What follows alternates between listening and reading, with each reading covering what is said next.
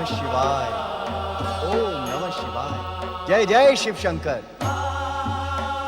हर हर महादेव। जय जय शिव शंकर। हे भोलेनाथ, हे देवादिदेव, अपने ध्यान को विराम दें। अपने इस भक्त नारद की जिज्ञासा को शांत करें प्रभु।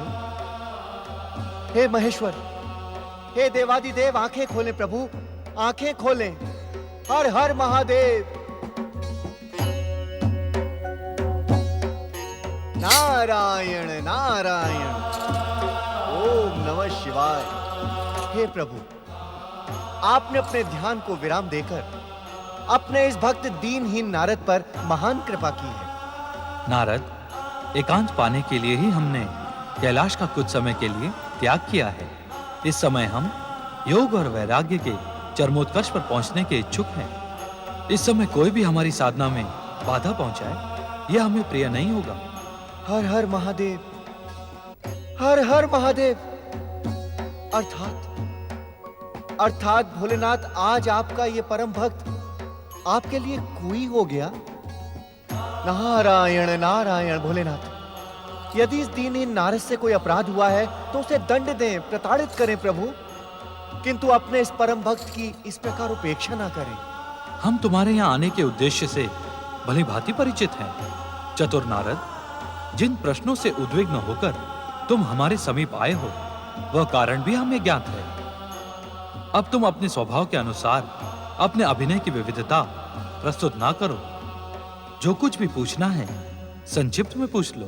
प्रभु, उस दुष्ट अत्याचारी तारकासुर का वध करने के लिए आपको शक्ति स्वरूपिणी हिमालय पुत्री देवी पार्वती को धर्म पत्नी के रूप में स्वीकार करना होगा, तभी शिवपुत्र होगा। नारद, तारकासुर के वरदान के साथ परम देव श्री महागणेश की इच्छा का भी हमें ज्ञान है, किंतु श्री महागणेश की इच्छा पूर्ण हो इससे पूर्व तुम्हें उनकी दिव्य और चमत्कारी लीलाओं का रहस्य समझना होगा। वो रहस्य क्या है भोलेनाथ? समय से पूर्व उद्घाटित होने वाला रहस्य नहीं रह जाता। इस कारण प्रतीक्षा करके देखो, देखकर प्रतीक्षा करो।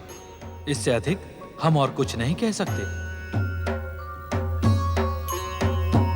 नारायण नारायण। अर्थात महाराज हिमालय का यहां देवी पार्वती को लेकर आने से कोई लाभ नहीं होगा। ओम नमः शिवाय।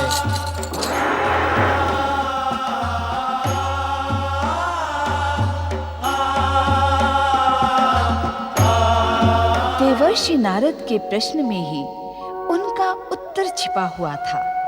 जब हिमालय राज और महारानी मैना राजकुमारी पार्वती का विवाह प्रस्ताव लेकर महादेव के समीप पहुंचे, तो वैराग्य में लीन होने के कारण महादेव ने विवाह प्रस्ताव को अस्वीकार कर दिया। इस नई स्थिति से उद्विग्न देवताओं ने ब्रह्मदेव के मानस पुत्र कामदेव को भोलेनाथ के मन में प्रेम और काम भावना जगाने के लिए भेजा। कामदेव के पुष्पवान से प्रणव भाव जगने के स्थान पर महादेव का क्रोध जाग उठा। कामदेव!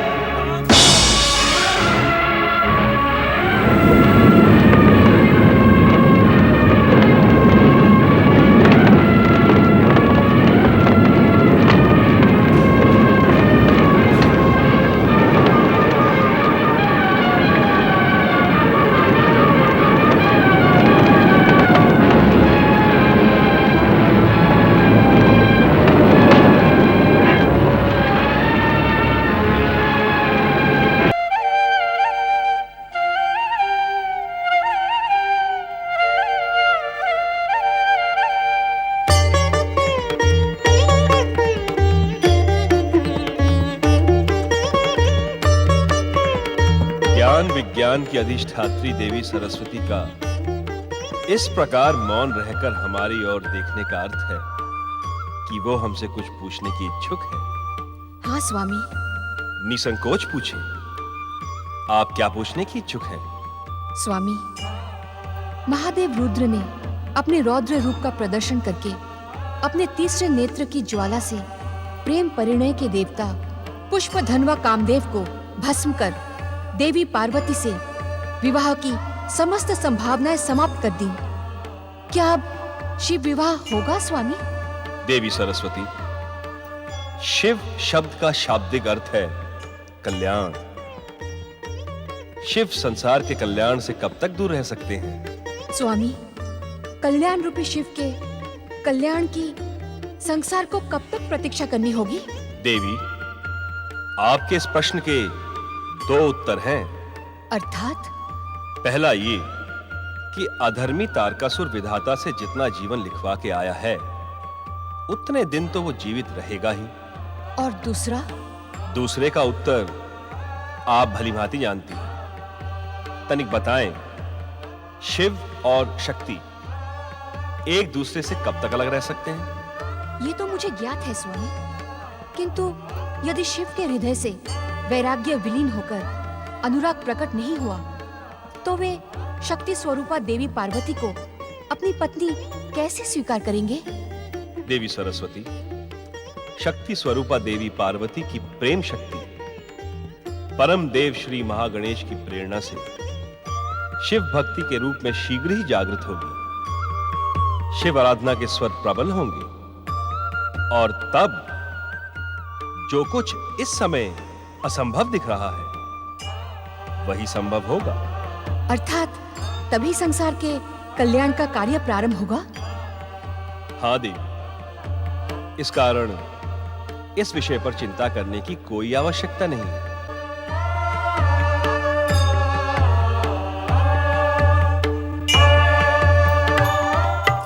देवी, शिव पार्वती के संबंध में हमारा उत्तर पाकर अब तो तुम संतुष्ट हो ना? स्वामी, मेरा एक प्रश्न। देवी लक्ष्मी, प्रश्न में से प्रश्न निकालने का स्वभाव तो नारद का है। अब अगला प्रश्न नारद को ही पूछने दे देवी लक्ष्मी। नारद? कहाँ है नारद? नारायण नारायण।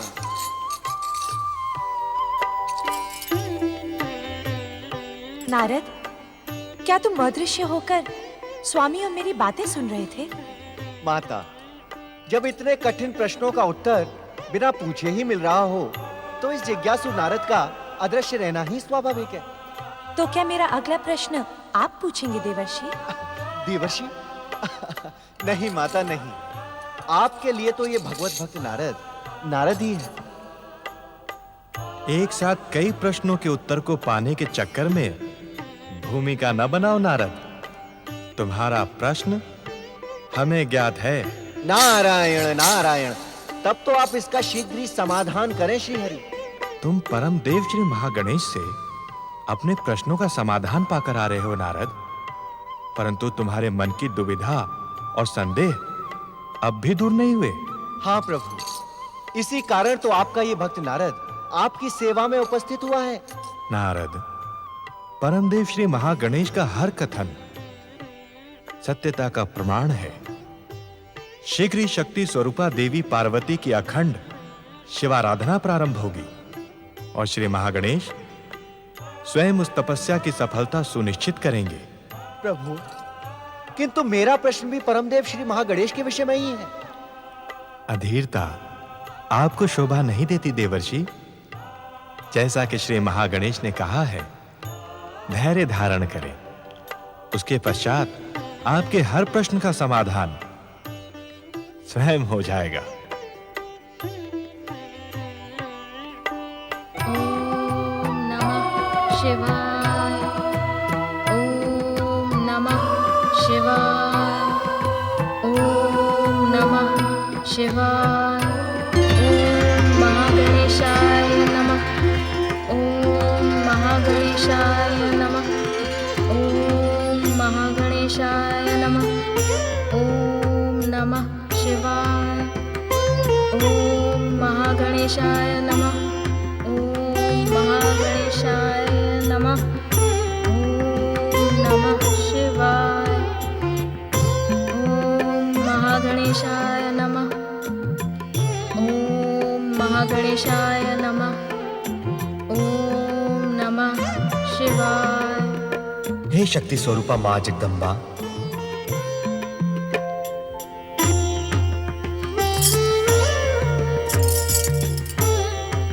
आपका महादेव शिव से विवाह अटल सत्य है, और अटल सत्य है शिव पुत्र द्वारा दैत्यराज तारकासुर का वध।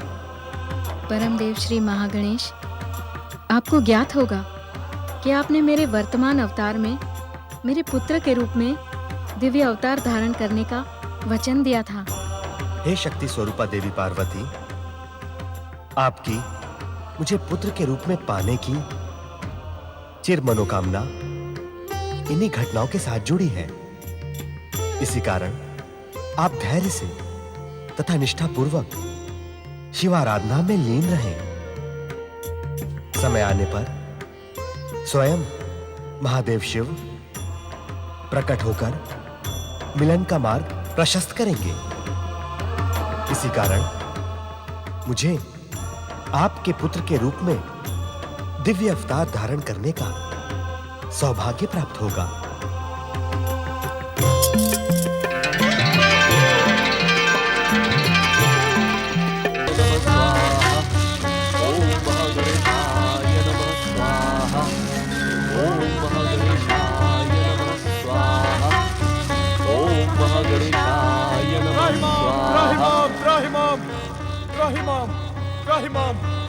त्राहिमाम पिताश्री, त्राहिमाम पिताश्री, त्राहिमाम। धैर्य पुत्र, धैर्य। धैर्य जीवन की बहुमूल्य उपलब्धि और उत्तेजना प्राणी के विवेक को नष्ट कर देती है पुत्र। अनर्थ हो गया पिताश्री, अनर्थ। अब धैर्य की कोई संभावना नहीं। देवताओं के लिए भविष्य के समस्त मार्ग बंद हो गए हैं। पुत्र इंद्र, जब समस्त मार्ग बंद हो जाए तब मात्र एक मार्ग खुला रहता है। कौन सा मार्ग पिताश्री? मेरे आराध्य परम देव विघ्नहर्ता श्री महागणेश की कृपा का मार्ग पुत्र। कहते हुए शब्द थरथराते हैं, जिह्वा कांपती है। शब्द ब्रह्मा के उपासक और आपके परम शिष्य मुझ इंद्र की भाषा भी भ्रमित होती है। किंतु यह परम सत्य है पिताश्री कि श्री महागणेश की कृपा का मार्ग भी बंद हो गया है। असंभव इंद्र, असंभव। परम देव श्री महागणेश की लीला अनंत है, जिन्हें हम जैसे अज्ञानी कई जन्मों में भी समझ नहीं पाते। परंतु परम देव श्री महागणेश कृपा के अक्षय भंडार, उनके नाम स्मरण मात्र से भयानक संकट क्षण मात्र में समाप्त हो जाते हैं पुत्र। निसंदेह श्री महागणेश कृपा के सागर, करुणा की मूर्ति और भक्त वत्सल हैं। प्राणी मात्र उनकी कृपा का ऋणी है। ये समस्त संसार उनकी इच्छा का प्रमाण है। किंतु स्वामी, एक बार सुन तो ले कि पुत्र इंद्र क्या कहने का इच्छुक है। पिताश्री, आप भली भांति जानते हैं परमपिता ब्रह्मा जी ने कितना विचित्र वरदान दिया है तारकासुर को। शिव पुत्र के द्वारा ही तारकासुर का वध होगा, और शिव शंकर ने योग और वैराग्य को धारण कर लिया है, जिसके कारण अब शिव पुत्र की समस्त संभावनाएं समाप्त हो गई हैं। ऐसे में श्री महागणेश की कृपा भी असंभव ही सिद्ध होगी।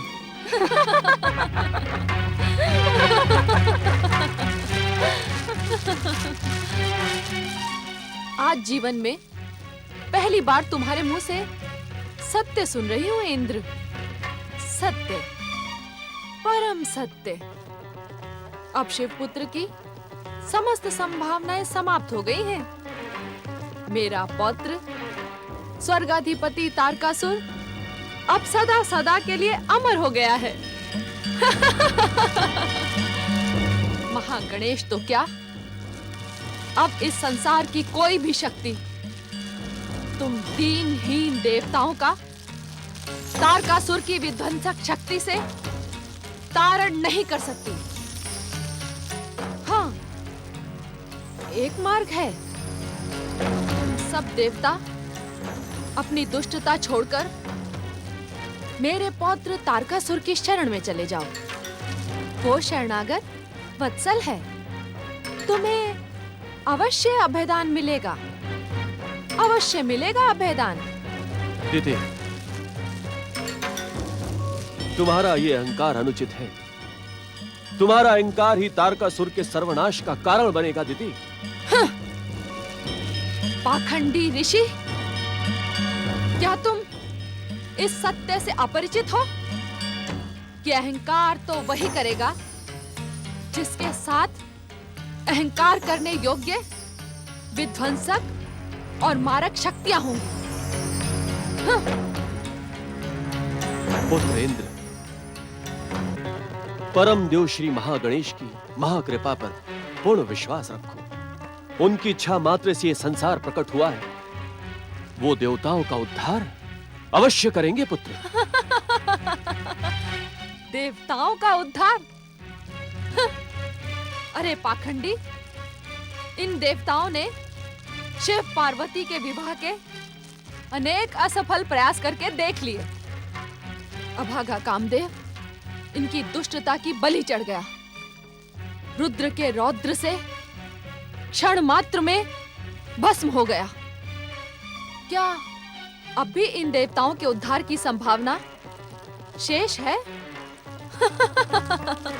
कैलाशपति शिव शंकर तो दैत्यों के आराध्य हैं। वे दैत्यों के विनाश को कदापि प्रोत्साहन नहीं देंगे। मेरा पुत्र स्वर्गाधिपति दैत्यराज तारकासुर अब सदा सदा स्वर्गाधिपति रहेगा।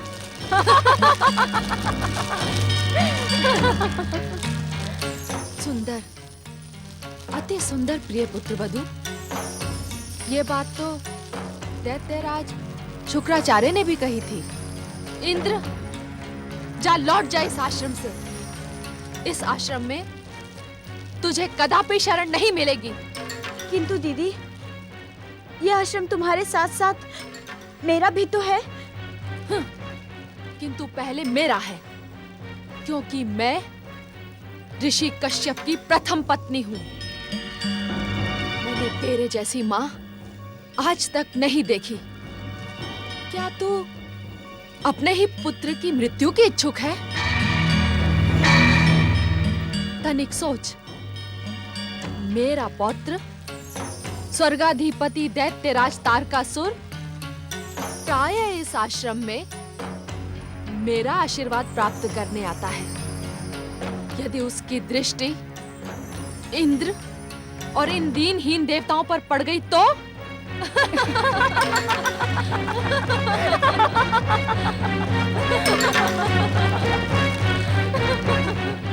देखो प्रिय पुत्र वधू, कैसे भीरू इंद्र भाग रहा है।